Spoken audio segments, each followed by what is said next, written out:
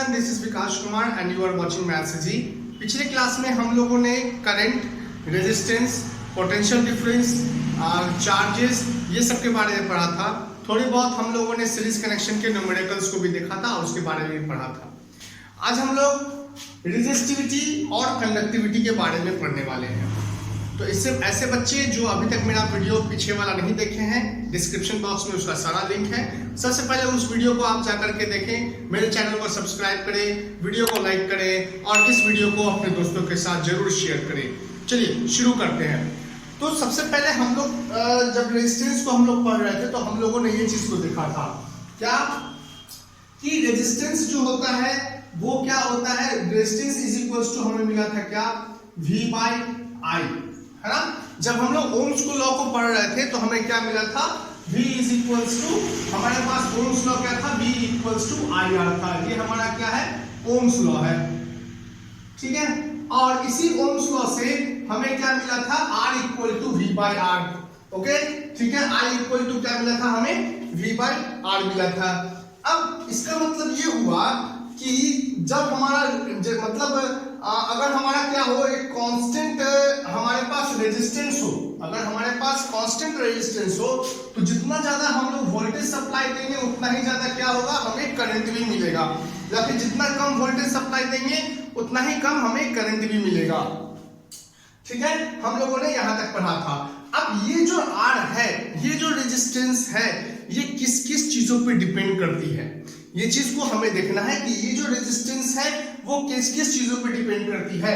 तो R जो है वो डिपेंड करता है लेंथ ऑफ द कंडक्टर पे। यहाँ पे L का मतलब क्या हो रहा है, लेंथ ऑफ कंडक्टर। मैं लिख दूं यहाँ पे R का मतलब क्या हो गया, लेंथ ऑफ कंडक्टर, ठीक है। और R जो है, यही रेजिस्टेंस हमारा है, वो डिपेंड करता है उस लेंथ, वो जो हमारा कंडक्टर है उसके क्रॉस सेक्शनल एरिया पे। यहाँ पे A का वैल्यू क्या है, area of cross sectional, area of cross section of conductor. Conductor जो हमारे पास है उसका क्रॉस सेक्शनल एरिया क्या है, उस पर डिपेंड करता है। मतलब क्या हो गया, R जो है वो डिपेंड करता है, डायरेक्टली प्रोपोर्शनल है लेंथ के, बट इनवर्सली प्रोपोर्शनल है length, area of the cross, area of the मतलब कंडक्टर के एरिया के, ये इनवर्सली प्रोपोर्शनल है। अब जैसे ही हम लोग क्या करेंगे, इस प्रोपोर्शनलिटी साइन को हटाएंगे तो हम लोग क्या लिखेंगे, R इज इक्वल्स टू, ये हमारा क्या है, ग्रीक लेटर वर्ड है जिसका नाम क्या है, ये रेजिस्टिविटी को हम लोग लिखते हैं R is equals to rho, इसका नाम क्या है, रो है, RHO, rho, rho L upon A, है ना। तो R इक्वल टू हमें क्या मिल रहा है, रो अपॉन A। और यही जो रो है, यही जो रो है वो हमारा क्या है, यही हमारा रो वो क्या है, रेजिस्टिविटी है। यही हमारा रो क्या है, वो रेजिस्टिविटी है। इसका हम लोग आगे पढ़ेंगे, इसकी ऐसा यूनिट क्या होती है, ये सब चीजों को हम लोग आगे देखेंगे। तो यहाँ पे ये जो रो आया वही हमारा क्या हो गया दोस्तों, यहाँ पे इसकी रेजिस्टिविटी हो गई, ठीक है। मतलब क्या हुआ कि सपोज हम क्या करते हैं, एक हम लोग कंडक्टर लेते हैं, ओके, ठीक है। एक हम लोग ने क्या किया, सिलेंड्रिकल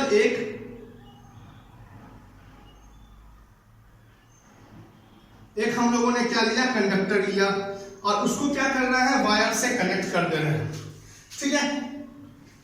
अब जैसे ही इसको हम लोग वायर से कनेक्ट कर रहे हैं और इसको अगर हम लोग क्या कर दे रहे हैं, किसी बैटरी से भी कनेक्ट कर दें तो यहाँ से क्या होगा, इलेक्ट्रॉन्स फ्लो होना शुरू हो जाएगा, मतलब इलेक्ट्रिक चार्जेस फ्लो होना शुरू हो जाएगा। इलेक्ट्रिक चार्ज जैसे फ्लो होगा तो करंट या फिर इलेक्ट्रिसिटी जो है वो फ्लो होना शुरू हो जाएगी। तो यहाँ पे क्या है, सपोज करते हैं ये हमारा लेंथ है अभी L। अगर हम इस लेंथ को और बढ़ा दें, अगर हम इस लेंथ को और ज्यादा बढ़ा दें, इसका मतलब क्या हो गया कि रेजिस्टेंस, मतलब ये जो इसमें इलेक्ट्रॉन्स जो फ्लो हो रहे हैं वो और बहुत दूर तक और ज्यादा फ्लो होगा। मतलब सपोज हम यहां कर दें, इसके लेंथ को हम क्या कर रहे हैं, थोड़ा और बढ़ा दें, थोड़ा और आगे बढ़ा दें, ये अब हमारा ये L डैश हो गया, सपोज पूरी जो लेंथ है इसकी वो L डैश हो गई। तो अब क्या होगा, यहां से इलेक्ट्रॉन जाना क्या था, इलेक्ट्रॉन जब फ्लो हो रहा था इस एंड से इस एंड आने में थोड़ा कम समय लग रहा था, लेकिन अब क्या है, इस एंड से इस एंड आने में उसको ज्यादा समय लगेगा। मतलब रेजिस्टेंस जो है वो डायरेक्टली प्रोपोर्शनल हो रहा है किसके, लेंथ ऑफ द कंडक्टर पे। ठीक है, अब हम क्या करते हैं, इसके क्रॉस सेक्शनल एरिया मेरा अभी का फिलहाल सपोज करते हैं ये ए है, अभी का जो क्रॉस सेक्शनल एरिया है वो है ए। अब इसके क्रॉस सेक्शनल एरिया को हम क्या करते हैं, बड़ा कर देते हैं। इसके क्रॉस सेक्शनल एरिया को हम लोग क्या कर दे रहे हैं, बड़ा कर दे रहे हैं। लेंथ एल ही रहेगा, ठीक है, बस हम क्या कर रहे हैं, क्रॉस सेक्शनल एरिया को हम लोग क्या कर दिया है, ये देखिए ये क्रॉस सेक्शनल एरिया इसका क्या हो गया, ये बड़ा हो गया, ए डैश सपोज कर लेते हैं।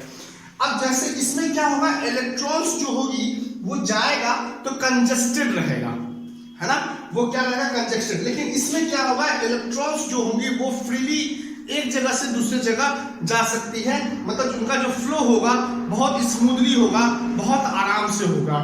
क्यों, क्योंकि इसका जो क्रॉस सेक्शनल एरिया कम है।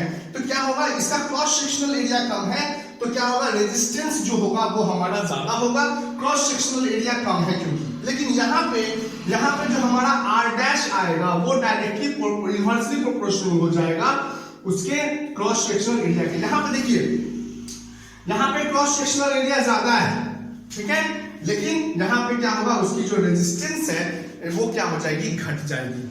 ठीक है, तो यहाँ पे हम लोगों ने क्या देखा, R is directly proportional to L and inversely proportional to cross sectional area.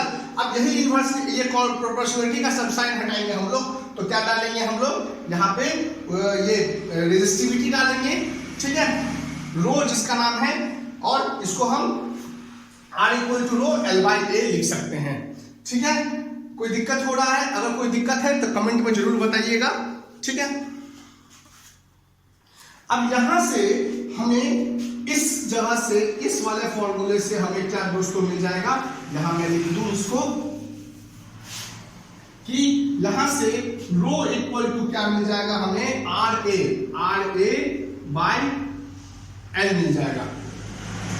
Row equals to R A by L मिल जाएगा।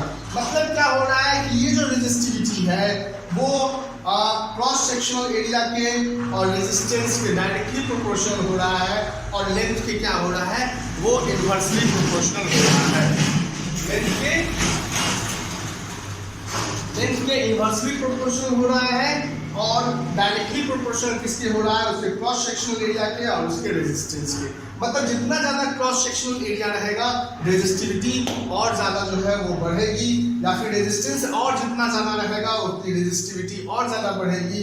और लेंथ ऑफ द कंडक्टर जितना भी लंबा कर दें, मतलब लेंथ ऑफ कंडक्टर अगर हम लंबा करेंगे तो उसकी जो रेजिस्टिविटी है, अगर हम लंबा करेंगे तो उसकी रेजिस्टिविटी बढ़ेगी, मतलब सॉरी घटेगी। अगर हम क्या करेंगे, इसको छोटा करेंगे, ये लेंथ ऑफ द कंडक्टर को छोटा करेंगे तो इसकी रेजिस्टिविटी क्या हो जाएगी, हाई हो जाएगी। ठीक है,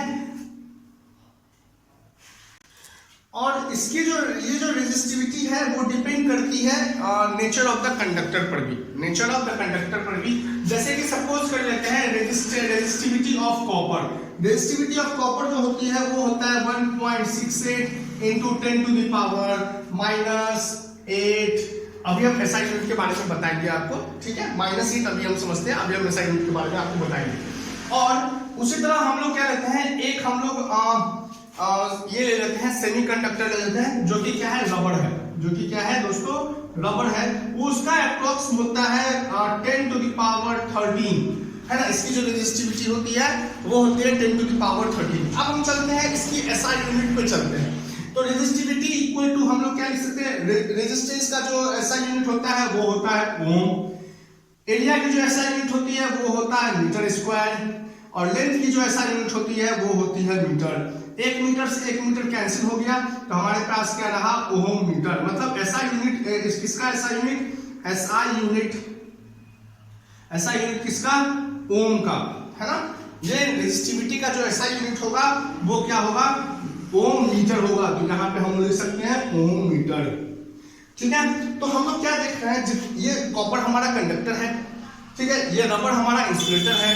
तो जो जितना कंडक्टिविटी होगा, जिसका जितना ज्यादा कंडक्टर होगा, जो जितना कंडक्ट करवा सकता है, उसकी जो रेजिस्टिविटी होगी उतनी ही कम होती है, उसकी रेजिस्टिविटी उतनी ही कम होती है। और जितना जो इलेक्ट्रॉन्स को फ्लो कराने में मतलब रोकता है उसकी टेंडेंसी बहुत ज्यादा होती है। जैसे कि इंसुलेटर, इसकी जो रेजिस्टिविटी है और देखिए ज्यादा है। अगर और हम बैड कंडक्टर ले लें, चाहे वो नॉन मेटल ले लें, उसकी जो रेजिस्टिविटी होगी वो और भी ज्यादा होगी, ठीक है, उसकी जो रेजिस्टिविटी होगी और भी ज्यादा होगी। तो जैसे जैसे हम लोग मेटल से नॉन मेटल की तरफ आएंगे, कंडक्टर से नॉन कंडक्टर की तरफ आएंगे, है ना, तो उसकी जो मतलब रेजिस्टिविटी होगी वो धीरे धीरे धीरे धीरे बढ़ती हुई चली जाएगी। मतलब कंडक्टर की जो रेजिस्टिविटी वो कम होगी, उससे ज्यादा होगा इंसुलेटर का, और उससे भी ज्यादा होगा वो हमारा ये जो हमारे नॉन मेटल्स है उसका सबसे ज्यादा क्या होगा, रेजिस्टिविटी होगी। ओके,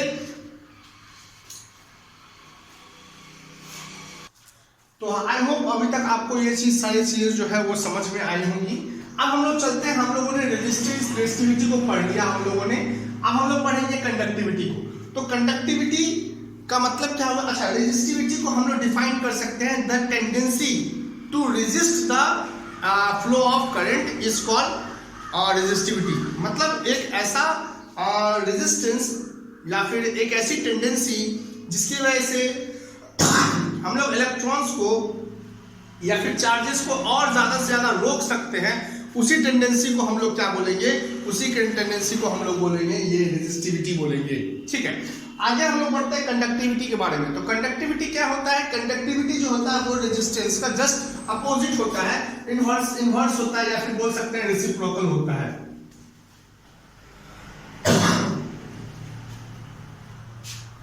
तो कंडक्टिविटी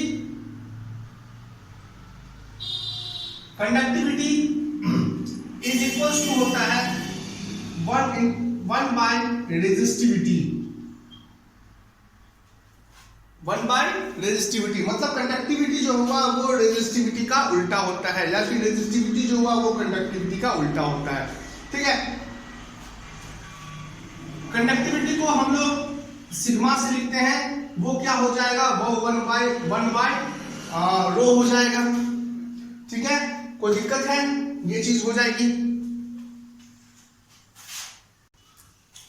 तो इसको कंडक्टिविटी को हम लोग, इसका नाम क्या है दोस्तों, इसको हम लोग बोलते हैं सिग्मा, और इसको हम लोग क्या बोलते हैं, रो।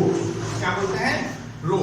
तो मतलब सिग्मा इज इक्वल टू क्या हो गया, 1 बाय रो हो गया। इसी को हम लोग क्या बोलेंगे दोस्तों, कंडक्टिविटी बोलेंगे। मतलब अगर हमारा कंडक्टिविटी बढ़ रहा है तो उसकी रेजिस्टिविटी क्या हो रही है, घट रही है, या फिर जिसकी रेजिस्टिविटी बढ़ रही है उसकी कंडक्टिविटी क्या हो रही है, घट रही है।